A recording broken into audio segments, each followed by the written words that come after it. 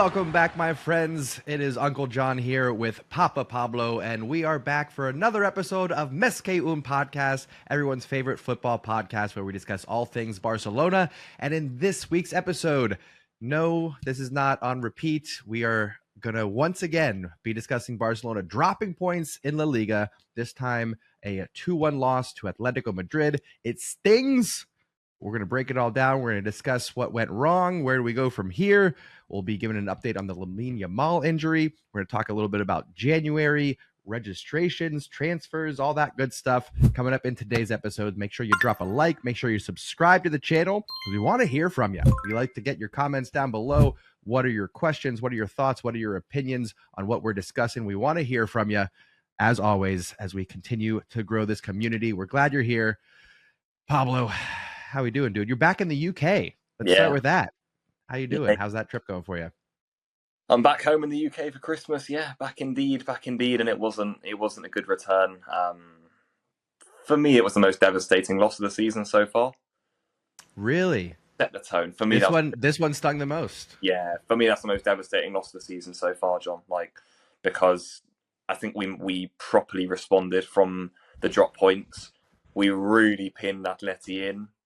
We had all the chances in the world. Atleti didn't have a sniff. They didn't attack. They didn't produce anything in the game. It should have been 2-3, 4-0. But when you miss that many big chances, you can always pay the price against the Simeone team, and they've absolutely killed us there. And I think it's one of those games I watched, and I think in the grand scheme of things, I feel good because I think if we play that well, we're the best team in this league and we'll win it. But off the back of the points we've already dropped in the league, it's almost like condemns us in the league. Do you see what I mean by that? Sure. If we had come off the back of beating Leganes, Las Palmas, Celta Vigo, we were 5 points clear at the league, and you lose in the most ridiculous circumstances we just have against Atleti, you go, tough luck. That's football. How has that happened? I'm not sure, but we know we are that much better than this team, and that the teams and all the teams below us, and we know we're going to win the league. Full stop. All of a sudden, once these teams win their games in hand, we're 5 points behind Atleti and Real, which for me is mind-boggling with how we're playing. But because of the previous results, this sucker punch, that steal that we've just watched there, it absolutely kills us. I think it does. It really, for me, it's the most devastating loss of the season so far. And in recent times, that I've just been gobsmacked. Ooh, yeah, it stings. But for me, I'm a little bit numb to it at this point. Okay. Around, I don't know, it was sometime around 75th, 80th minute, something like that. I knew what was going to happen. I absolutely knew what was going to happen. We're going to continue to press. We're going to continue to try to break down Atleti, and they're going to catch us. I didn't think it was going to happen in stoppage time like that. But as soon as we lost the ball, I was like, well, here it is. This is it. We're going to get beat. We'll get into the details of it. But for me, I'm scrolling through some of our recent losses. The Las Palmas one, I think probably stings the most for me, but we're looking at now Sociedad, drop points versus Vigo, lost to Las Palmas, draw versus Betis, lost to Leganés, lost to Atletico Madrid. I think we have one win in our last 7 matches. Yeah. Surely this cannot be. That's what I'm feeling. I'm past anger. I'm now, when your parent says to you, I'm not angry, I'm just disappointed. That's exactly what I'm feeling right now. I'm not even angry about it. I'm just like, okay, this is we had the chances. We had how many shots? We had 19 shots, 7 on target. We had Rafinha 1-on-1. We had Pedri 1-on-1. We had Lewandowski missing a sitter. Questionable call for offsides, perhaps, on Ferran Torres in the buildup. But this should have been 3-1, 4-1 by the time we got to stoppage time. Yeah. I don't know what it's going to take for these guys just to finish their chances. That's all it is. And I don't know if it's a matter of percentages. We're getting all of our misses out now, and then the back half of the season, we're going to go back to just scoring 5 goals a game because we can't miss. I don't know. Yeah. Am I right, though, that it is coming down to the finishing? I mean, Barcelona played well in this match. Am I right?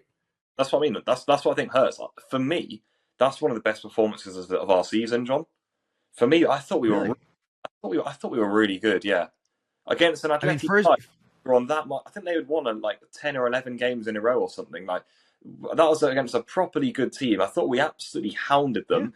I will say, I think Atleti did what they always do away to Barcelona, and they completely went back into being a small team. I don't know why they do it. I think they'd Oh have yeah, they were playing five across the back during points of the match. a quick point on them. I think they'd have so much more joy if they pressured Barcelona, if they got balls in behind our high line. They've got great players to do that, brilliant, dangerous players.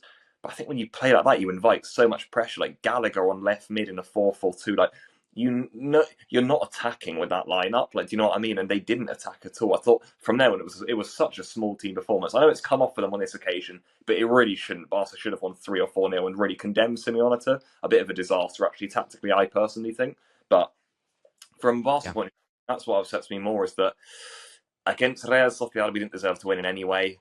I mean, the other games, did we have chances? Yeah, we did to kill the game. Celta Vigo, Las Palmas, certainly Leganés. A lot of the topic was big missed chances, but I don't think the Yeah. performances were that good, John, for me personally, in any of those games on a whole. I think yesterday, on a whole, Saturday was really good. I think it was Yeah. really good. Like it was really controlled. We didn't give Atleti anything and we had so many chances, golden chances. But I said it. The more misses happened, I said, you can't do this against Atletico when you're trying to win a league. You can't miss that many chances as a big team. Like you just can't. These are chances that small teams miss. We should have killed that game. The Fermin one after the first half. Then Rafinha. Lewandowski's was offside, but still it's golden. Pedri then has a one-on-one later. Rafinha had another one when he was slotted through by Pedri. There were just countless, countless, countless golden chances to kill this game. And against a team like Atleti, if you don't take them, you pay the price. Yeah. Is the term? Do you have the term the yips over in Europe? Do you know what the yips are? I feel like I might do. Is that like a constant tick that you can't get over in a way? Yeah, yeah. It's a mental block, right? I know a lot of our listeners are not baseball fans, but the one that stands out to me the most, back in the day, there was a second baseman for the Yankees named Chuck Knobloch.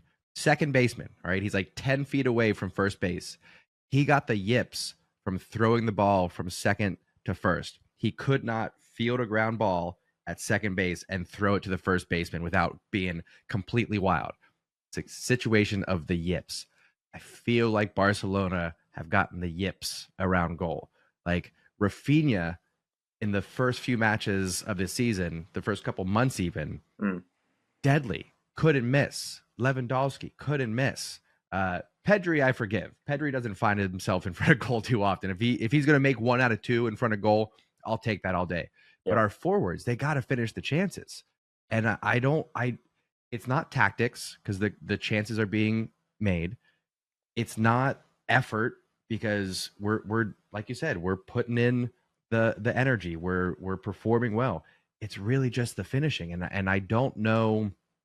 Maybe we need to have like a group psychology session or something. I'm not sure what it is. It just feels like I don't know what it's going to take for Barcelona to get over that hurdle. Or, like I said before, if it is just we just got to get through this because percentages, statistically speaking, will come back around.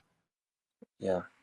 I I don't know either. I think it's one of the problems in football of when you do get into a bit of a rut like that, is that it can be difficult to get out of, and it does become a bit of a not an obsession, but a tick, like the yips. I mean, I think Lewandowski said it after the game. He said in the last 2-3 games, I haven't been my confident self in the box, and you can feel that. But I suppose as big Yeah. players, you be able to miss chances and be like, I don't care, the next one I'll get. There were a few ones that were odd, like Fermin.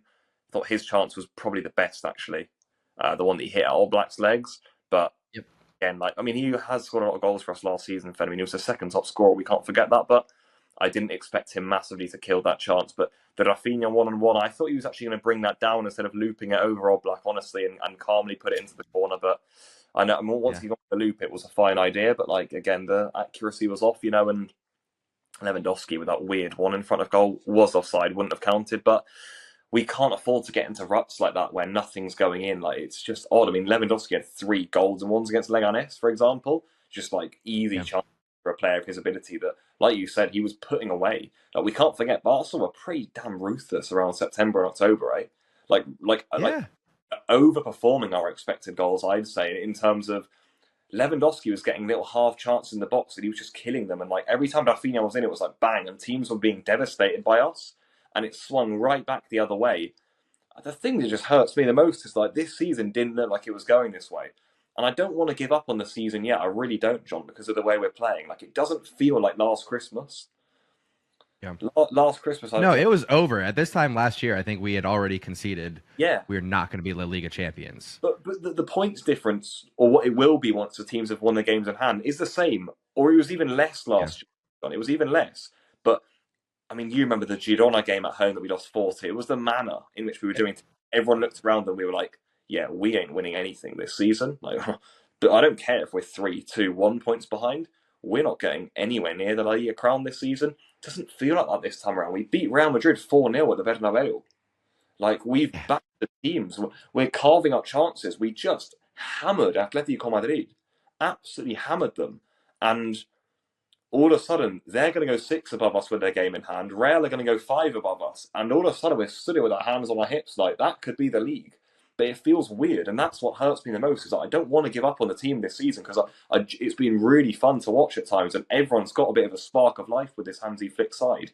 I don't want to give up on it, but we're making it goddamn hard for ourselves to come back in this. I mean, do you feel like it's still on? Because I don't want to be dramatic, but the league is often decided by this sort of time, John. Like, do you feel It like is drop like 5 points? Like Atleti will drop 6 points and we'll just win every game from now? that's the problem. Like, will Atleti drop 6 points? Sure, but we're not. We're also going to drop points, right? Exactly. So we're halfway through the season, like you said. Atletico Madrid 3 points up and a match in hand. Real Madrid are going to be playing here in just a few hours. Yeah. Assuming they beat Sevilla. Hopefully Yeah. they don't, but assuming they beat Sevilla, they will be ahead of us as well. So Barcelona will be sitting in third, closer to fourth place than top of the table. Athletic Club is creeping their way up there. So to get back to your point, is Barcelona still in the title race? Yes. Yeah. But we've completely undone the progress that we made early on. Now, here's where my head's at right now. I've made this point on the channel before, but just psychologically, right? Where does disappointment, where does the upset and the frustration come from?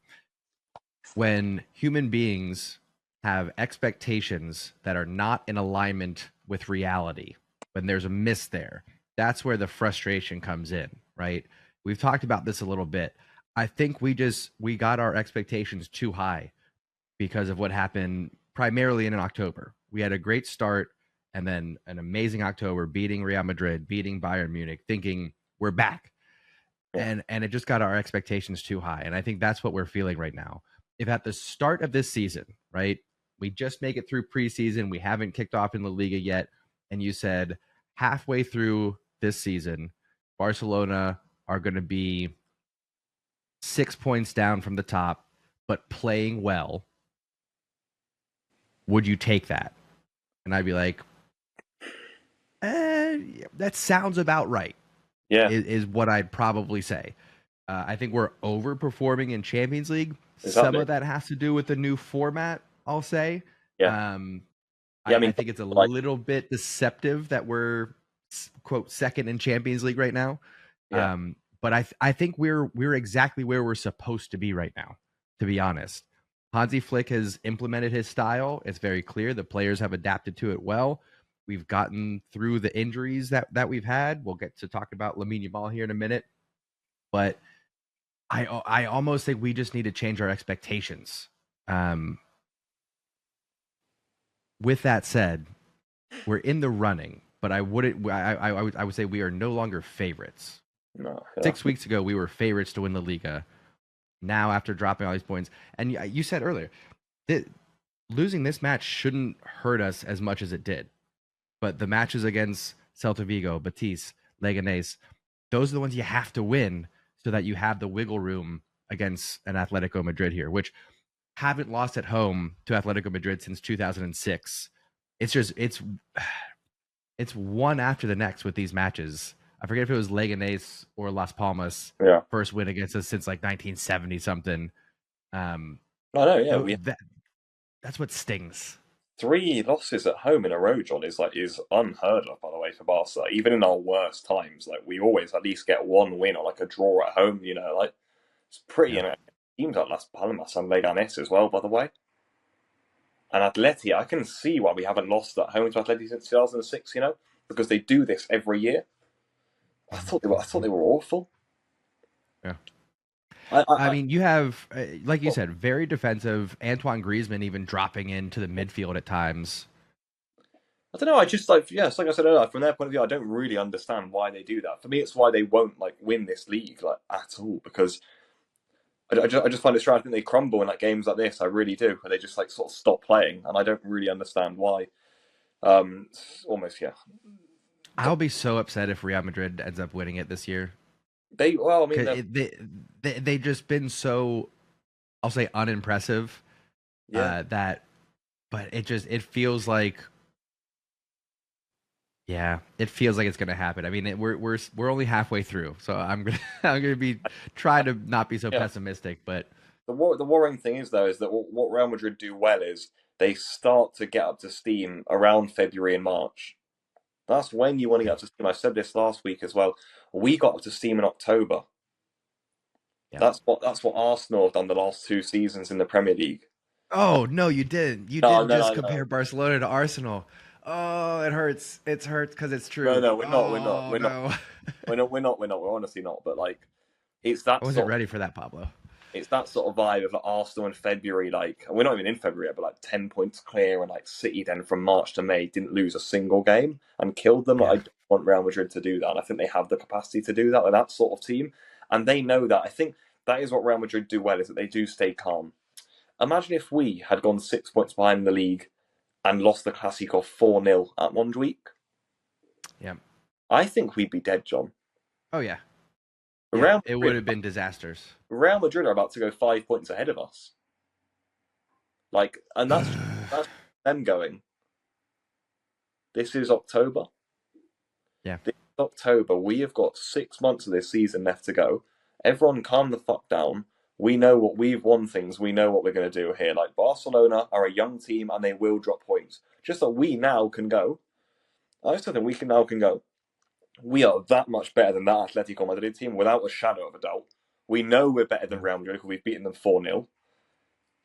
Calm. We're playing the best football in this league. We need to go back to winning ways. If we start going on a run in January and February, I think we can go top again because I think those two teams are going to keep dropping points. That's the good thing this season. I think Real Madrid and Atletico are going to keep dropping points. I do think that. I think all three of us have and will. yeah. Well, we did mention. I think it was last week's episode. We took a look at the La Liga table for last year, and being halfway through, we're nowhere near the number of points for any of us. Us, Real Madrid, I think Atletico Madrid as well. Really? Um, yeah. So let me make sure I'm not telling tall tales here. La Liga table 23, 24. And I suppose what So you're going to put. Oh, we're on 19 games right now. Yeah. mhm. Are you going to? So at the end of the season, yeah. So just we're halfway through, Yeah. right? And uh, Barcelona currently, well, Atletico Madrid top of the table have 41, right? So double that. Say they get to 82. Real Madrid won with 95 points last year. We had 85. Girona had 81. Atletico Madrid had 76. So they're actually overperforming. Yeah. But for us in Real Madrid, we are underperforming. But Yeah. it's keeping the door open. It's keeping the window open for us at least to do something in this second half. Um, I know that's why stats can be deceptive. I keep seeing stats about Xavi's Barcelona last season and how, like, on paper, we were technically doing so well so much better last time around. And I mean, it makes sense because of these like, ridiculous string of defeats we've got. But like, I mean, remember the vibes around the team back then, John? Like, exactly, wow, like exactly. we were going like nowhere. By the way, Yeah, there and was zero optimism around Xavi's Barcelona at this time last year. what did we have? We had some horror ones. I'm trying to remember them. There was the Girona, obviously, the 4-2 defeat at home. I think the Valencia 1-1 draw away as well, where we just couldn't score. And then I remember we beat Almeria just before Christmas 3-2 with two Sergio Roberto goals. And I remember just thinking, like, we are in such big trouble. But obviously, our points tally by Christmas was a lot better than this time around, right? I'm assuming so. I'm not From the stats not going I've to pull up going around, from today's date, from the stats I've seen going around after yesterday's game, that's what people are saying. Um, but it obviously doesn't tell the full picture. No, it does. I mean, I've said this on the podcast plenty of times. There's lies, damn lies, and statistics, right? It's hard to get a. You can spin a lot of different narratives when you're just pulling numbers and trying to make your case for things. It's just so not all hope is lost, right? It actually makes me feel a little bit optimistic that all we need to do is finish our chances. If Barcelona finish their chances, we can be La Liga champions. Yeah. If we don't, it's gonna be Real or Atleti. It comes down to that. There's no one that's gonna stop us except for Barcelona. We're the only ones that can stop Barcelona. That does give me a little bit of optimism for the rest of the season. So I mean, it's a really odd situation. Because points wise, I feel like it's over, but play wise, I can't convince myself it's over after watching what we just watched last night. Like, it feel weird to say it's over. Be like, what do you mean it's over? Like, we just hammered them. Yeah, I mean the first 25 minutes, even I made note. Like, I don't think Atleti got out of their half more than once or twice for a flash for 25 minutes. Yeah, incredible. I mean, they don't attack. Yeah. What did you think of our setup yesterday? We went kind of a more classic 4-3-3 with Casado as the holding pivot, Pedri and Gavi on either side of him, as opposed to doing the 4-2-3-1 that we've been seeing. What do you think about going back to that classic Barcelona 4-3-3? Yeah, I think Flick got it right yesterday, actually. It seemed to really work. I think the issue remained that we were too lopsided. What I mean by that is we only really went down the right because we had Fermin on the left. We've spoken about this for weeks now, that it doesn't really work. Having said that, Fermin gets in the 47th minute, should make it 2-0 from left wing, and then we're saying brilliant.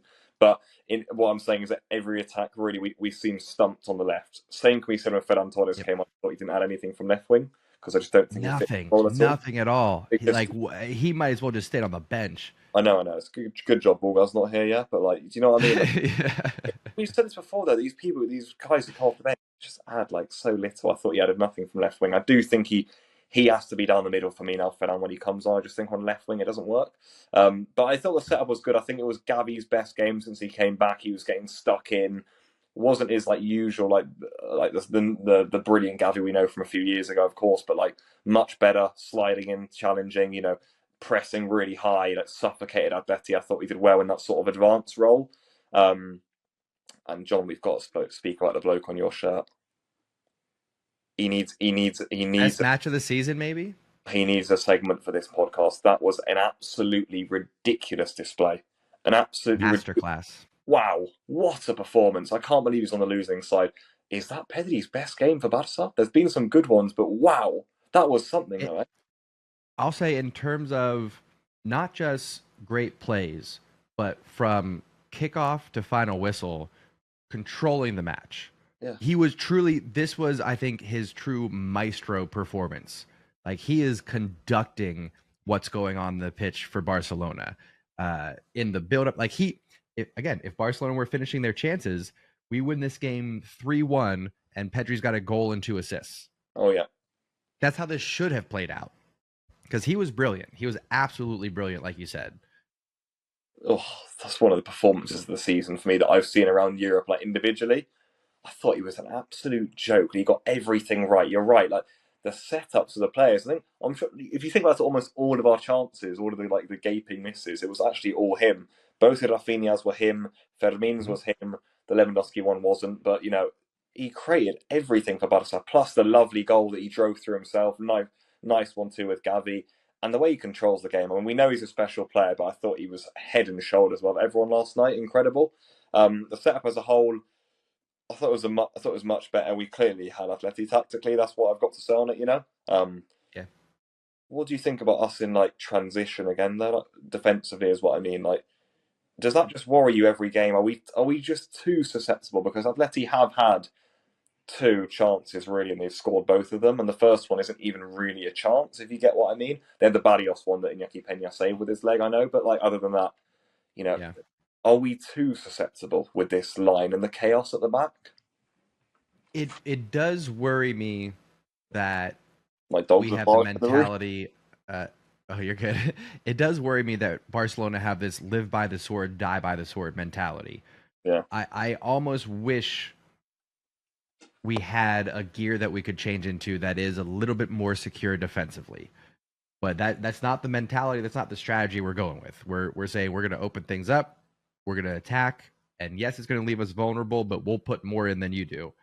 So it does make me kind of nervous. I don't know.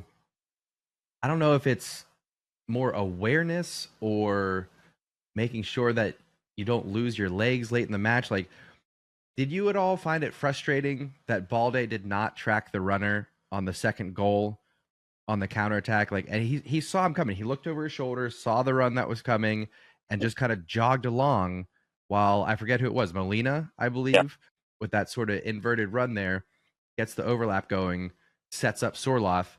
I know Kubarsi probably should have been able to stop that cross, but for me, Balde not tracking that run is kind of the glaring result of what happens when we get caught up. And I don't know if it's just tired legs at the end of that match, if it's a mentality thing.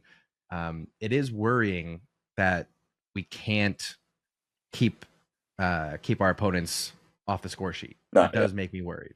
Yeah. That's exactly what I was thinking, John. I thought when we went 1-0 up, I thought it may only be one. And I don't think we're at a point against Atleti, sometimes you don't score more than one. And I don't think we're at a Yeah. point where we're going to keep a clean sheet. So I thought, damn, could be drop points then. Obviously, we went on to create several chances and should have scored 3 or 4. But yeah, how susceptible we are to conceding 1 or 2 every game is a bit worrying. Yeah, there were a lot of tired legs late on there, like Balde not tracking his run. Like we just looked like a dead team. Yeah. And that isn't great, considering Atleti had been off the ball running all game. But their substitutes, Molina and Sorloth, players they can bring Yeah. off the bench who add quality to kill a game. They've got a good big squad of players who are at a similar level to the starters. Not sure we have that right Yeah. now. I Yeah. will say, What would have happened if in the 75th, 80th minute, we could sub off a Balde, we could sub off a Kunde, and have somebody reliable come on there. I know we got Hector Fort, we got Martin, but obviously Flick is not putting his trust in those players. no, of course. So Molina's a World Cup winner, right? Sorloth yes, has, indeed. Sorloth has scored like 20 goals for the last 2 seasons in La Liga. Big players to come off the bench. Big players, proper players. Yeah. I will say, back to the 4-3-3 formation, that seems to be the way to have Gavi and Pedri both on the pitch. Yeah. Don't expect one of them to play in a number 10 role. Let both of them play as those interiors, a proper 6 and an 8, and let them do their thing. So I think, we've talked a lot about what is the best midfield for Barcelona. And I think what we're seeing now is that if we're going to have Gavi and Pedri and somebody else, we're going to see more of the classic 4-3-3. If you throw in a Fermin or a Dani Olmo in there, then we can go to the 4-2-3-1. Fermin or Olmo is that number 10, is that attacking mid. But I think, I want to get your thoughts on that. I think we're done experimenting with Pedri or Gavi playing in a number 10 role. Yeah. Yeah, I agree. When you've got Olmo and Fermin there as well to do it, yeah, I like the 6 and the 8 with Gavi. Like Gavi is slightly more advanced than to press, and Pedri in the 6. What about your point about Olmo being a super sub, John? Because I think he was better off the bench, and I liked being able to bring someone off the bench who I thought this could win us the game. I know he didn't score, but there were a few occasions where he was getting the ball in between the lines, like filtering passes through for Pedri's Yeah, chance. He had that shot that went just wide. I don't know. It looked like it was like this is a guy who can cause problems off the bench. exactly. And that's why I'm saying, like, it's only, for me, it's only his 60 million euro price tag that makes me want to put him in the starting lineup. Yeah. Outside of that, he is a super sub for me. And I don't know if it's, having the extra energy to come on late when there's maybe some tired legs, or if it's that he's sitting on the bench and he's analyzing the game and he's seeing where he can come in and make a difference. Maybe that's what we're seeing from Olmo. But Olmo off the bench is the best Olmo for me, and I think we saw it against Atletico. Like you said, didn't score, didn't get an assist, but was in the mix, was creating chances, was being clever. Mm. So that's where he stays for me. I almost think it's going to depend on our opponent, of course, but I wouldn't be shocked if this second half of the season we primarily see Pedri, Gavi, Casado in the midfield. I would not be shocked if that was the Yeah, case. let's see, eh? I wonder what he goes for in the Supercopa, eh? Because I know our first game back is Barbastro on the 4th. We know what Yep. that will be the second team. Anyone who needs minutes, Hector Forge, Martin, maybe Chesney even, Araujo, anyone who hasn't been playing, gets in for that one basically. Yeah. But Athletic Club in the Supercopa, that's when Flick goes at right. Of everyone we've got available, who do I play? I think he could play something similar to what he did against Atleti. I really do.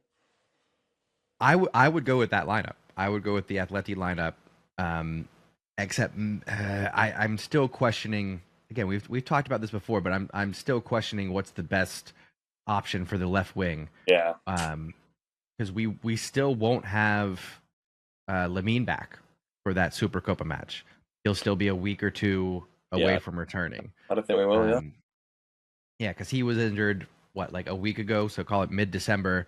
Barca's saying he's out 3 to 4 weeks, so we got to figure that out. And I almost want to say, if we don't have a good left wing option to start, I almost want to save Fermin and save Olmo coming off the bench, and just start Ferran Torres. He's not doing anything off the bench whatsoever. So if you're gonna have a dud in your lineup, just go ahead and just make it Ferran. I'm sorry, Buga, if you're listening. You can have your rebuttal next week. But start Ferran on the left, let him play 60 minutes or whatever, and then bring on Fermin, bring on Olmo, bring on anybody that can make a difference off the bench. So, I don't know. Who's your preferred, with Lamine out, who's your preferred front three? Yeah. I'm really struggling to pick one. I just because of the success of last night, I would just do last night. But I actually don't have a preferred one. I think it could be a case of a different game needs different people. I don't know if Ferran front three would work against Athletic Club. Maybe it would. Will they be as defensive as Atleti were? Probably not. I think they'd put us under more pressure, to be honest. But it's hard to say. I'm with you. Maybe I'd try Ferran and say, you're going to get a start here because he doesn't get many starts, and say, what can you produce? But I just think left wing, he looks so uncomfortable to me. Yeah, it's not good. It's not good. And I don't know. It's just a hole in our lineup right now. I feel like we're talking about it every week. It's just a hole in our lineup that we're gonna have to fix. You know what's frustrating, John? It was the same last season and the season before, right? Yeah.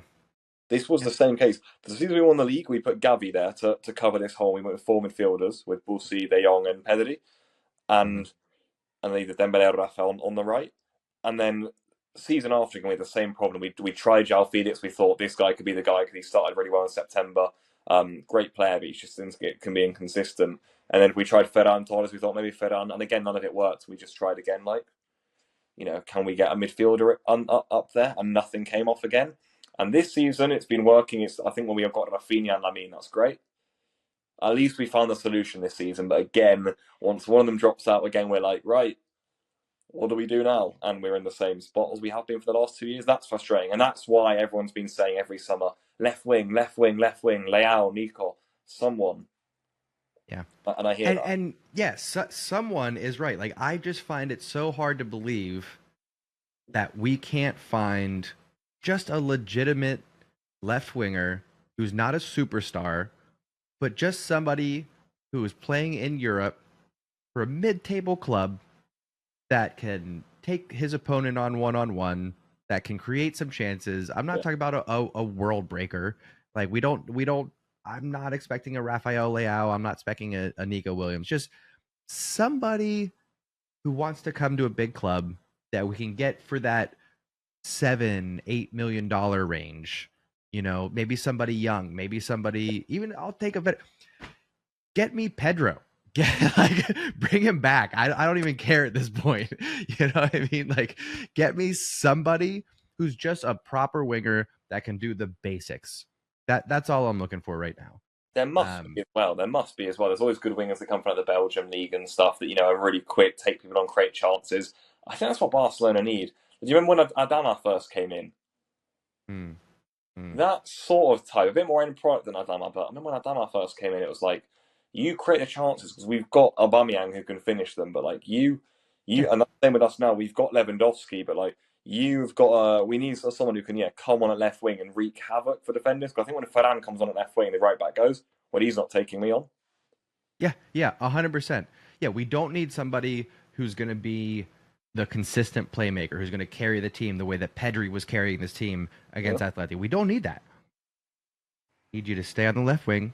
We need you to get a yard of space and cross it into the box. Yeah, That's all. That's yeah, all we're looking for. And yeah. for One of some those. reason, we don't have that. Is there any chance, because I don't think we sign anybody in January, is there any chance we see someone from Barca Athletic come up and maybe Yeah, get a chance on that left wing position? I think so. Maybe there's a guy called Dani Rodriguez. I've been hearing that name a lot. Twitter loves him. Yeah, he's probably the one I think. I've done a lot of youth league commentary this season. They're the led under 19s level. There's some good wingers there, eh? Arnau Pradas I really like on right wing, but I don't think these guys are going to come in. Dani Rodriguez is more likely, I think. I think he would have made a bigger progression, but he's been out with an injury for a while. He's come back in for Barca Athletic. I think he prefers from the right, if I'm not Yeah. mistaken. He's left-footed, so he comes inside more like Lamine, like Rafinha. The same story, unfortunately, but maybe he could be on the left. Yeah. Take people down the line and get balls in on his left. Maybe. I don't think it'd be a bad idea to look down there and see if there is a tricky winger who can come in and help us out in these times. I don't think it's a bad idea at all. Yeah. I think I would say that's what we end up doing, because I don't see us signing anybody in January, and we need something. I don't know. I mean, I don't want to hit the panic button, right? Like if I was, playing Football Manager, the easy thing to do is say, all right, well, if I don't have a left winger that can produce, then fine. Sell Ferran Torres, loan out Ansu Fati, clear some space in the salary cap, and let me sign somebody at left wing. But that's not the reality. It's not going to happen. We don't have room in the salary cap. So I think we got what we got. I would start looking down the line a little bit. I would start looking to bring in one of these youngsters and just try him out. Maybe this match against Yeah, who is it that we have coming up? Barbastro. yeah, Maybe that's an opportunity. it's a brilliant Give opportunity. some kid a chance. It's a brilliant. You're completely right. I think that actually we need to do that. Ferran down the middle. One of these guys on the left, and we actually got no. Am I missing someone? Ansu, I suppose. If he comes back, yeah. I don't know what the timeline is for He's Ansu back. Fati's injury. He's back. He's back now? He was in the squad yesterday. He's got the medical green light. Yeah. But it's the Didn't fact even that catch that. I mean he's not even like an option anymore. What about as a car alarm goes off? Lovely. What I was gonna there's another guy called Jan Virgili for the under 19s who's a very good left winger as well. So a few of these guys got to be in the squad for Barbastro, in my opinion. Yeah, I think that's the move. I do. Okay. Any other takeaways from this match? I think we've rinsed it. Actually, it's one of those sad evenings that you just have to sit back and just say that's actually happened. But I think we've gone over the lot. In fairness, Yeah, for sure. We talked a bit about January signings last episode, and I think we were all in agreement. We're not really going to see no, much coming or going. no. There's one thing I want to revisit, though. Are you seeing these reports about maybe some problems with the Dani Olmo registration for the second half of the season? What's going on with that for those that are not caught up with the situation? I believe, yeah. From what I heard Laporta say recently, if the Nike deal goes through, then we hope that gives us enough salary margin. If not, then we'll have to try and offload a player, a loan maybe or something, or offload someone and hope that gives us margin. I think they're also hoping to see if ter Stegen's injury, because we deregister him and see if that gives us margin. Those were the three routes that Laporta said in a recent speech that he was looking for.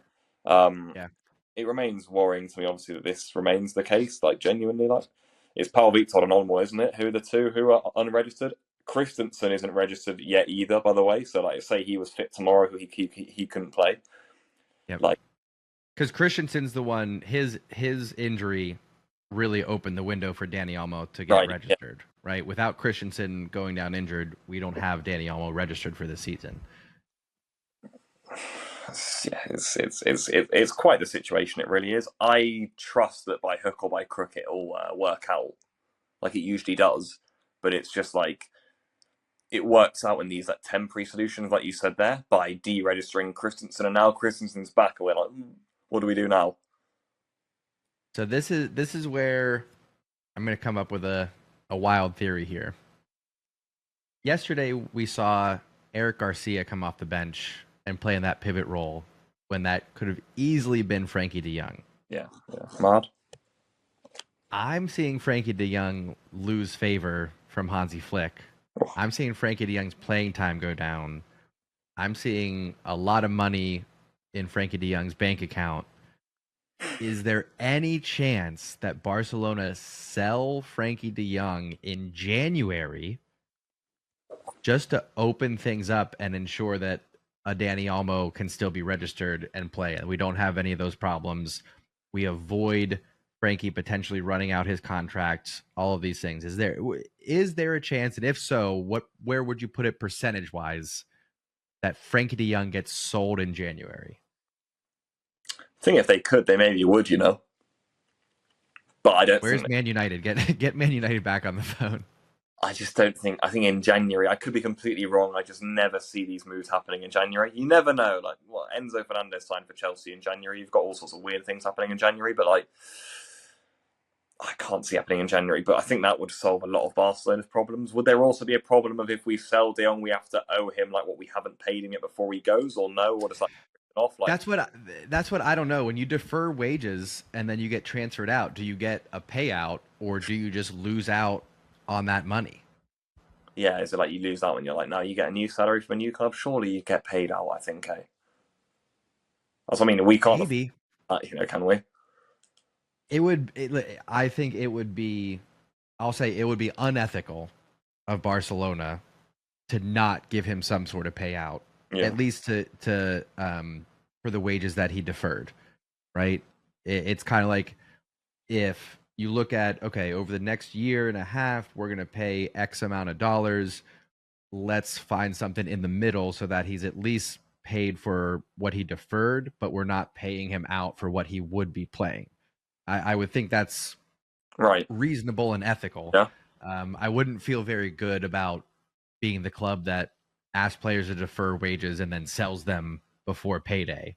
I don't. That's not a good look. That surely can't be the way it works as well. I'm just thinking, like logistically, that can't be the way it works, though, John. Like, surely they do have to pay them before they go, which is again worrying. Yeah. They usually hope for them to run down their contracts and then for like the legends like Bulsey and stuff to go. Yeah, don't pay me, or that's what.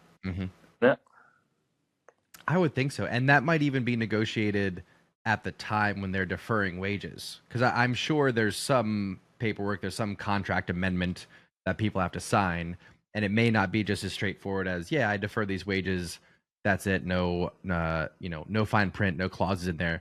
Maybe it's, I defer these wages, but if you decide to sell me, here's what you owe me, yada yada yada. I wonder if that would all be negotiated at the time when they're deferring their wages.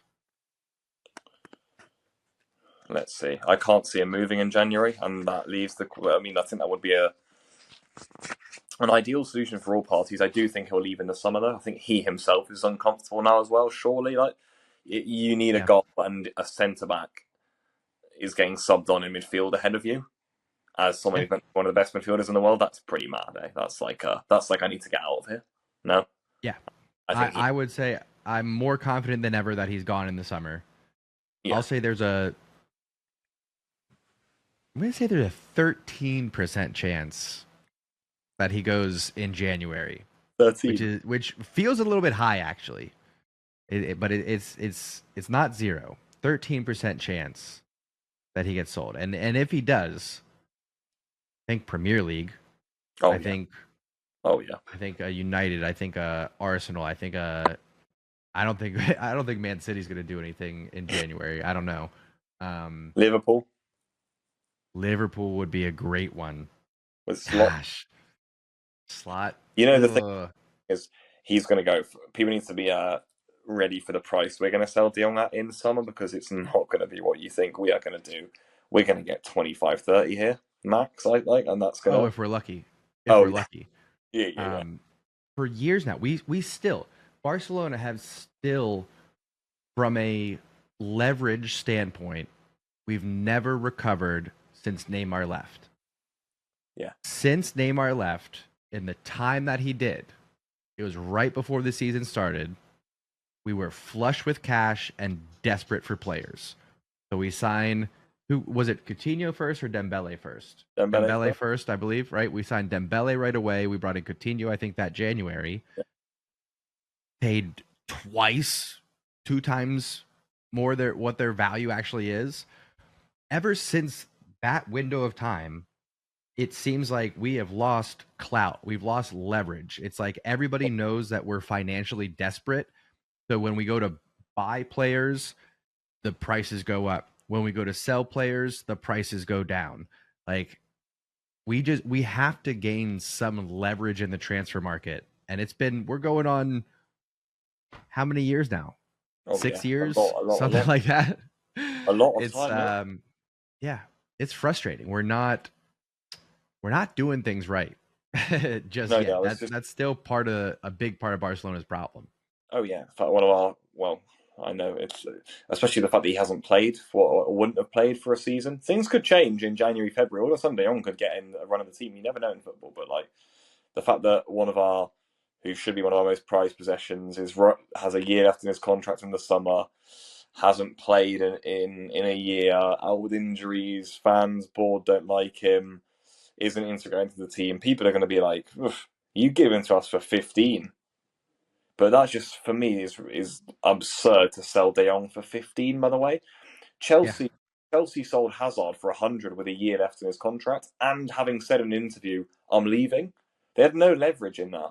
I got 100, but there's certain clubs who just can do it, and certain clubs who can't, you know what I mean? Like, it was a foregone conclusion that Hazard was leaving, and was leaving to Real Madrid, so Chelsea shouldn't have had any leverage in that. There was no way for us to go, no, you got to pay else he stays, because Real were like, well, we know he's not staying either way, he's coming. But to get 100 out of that, and the same now for Barca with De Jong, they've got, we need to be able to say like, no, if you want De Jong, then you've got to pay at least like 40. We don't care if it's a year left, or this is meant to be one of the best midfielders in the world, but with him not playing for a year and whatnot, we are going to have nothing. And with the way we've been doing deals of late, I think this is going to be a 15, 20 million sale, my friend. Oh, it stings. So we paid what, 75 million? Yeah, to get him from Ajax. Some reports I'm seeing, just at a quick Google, are valuing him at 60 million. Yeah, I think that's a little bit high right now. I would be happy if we got 50 for him at this point. I would be okay with that. I don't think we're getting close to that, John. Do you? I know. No, I don't. I think 25 sounds realistic, and it's a gut punch. It's an absolute gut punch. It makes me want to play him the back half of the season just to try to get his value back up. Oh yeah, 100%. Oh, it stings. It stings. All right. I don't know where we go from here. I think that's about it. That's all she wrote, yeah. I think that's all she wrote. So, try